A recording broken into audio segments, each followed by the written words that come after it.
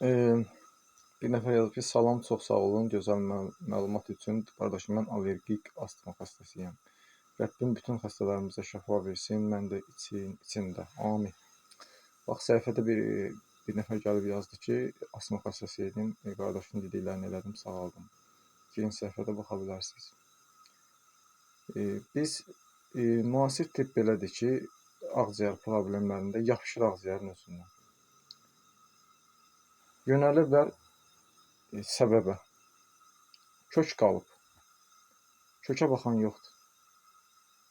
Ağacın qolun budağını kəsirsən, yenə də böyüyəcək.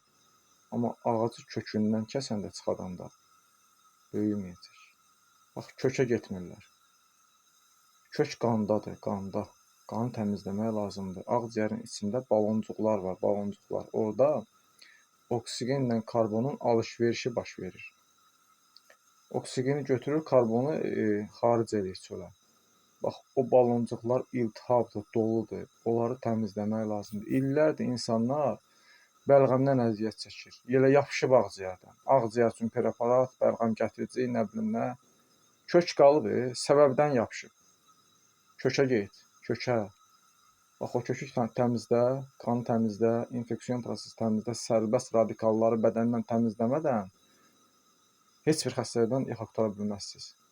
Çünki mən 36 yaşımda xərçəng xəstəliyinə tutulmuşam. O vaxta qədər o qədər düzənsiz qidalandım, tərkibi bilinməyən qidalar yedim, yağlar yedim, içkilər içdim. Bədən o qədər elə bil doldu ki, hayxırdı axırda. Yəni sərbəst radikallar o qədər çoxaldı ki, bunları təmizləmək lazımdır. Bunları mən bilirəm Allahın izni ilə.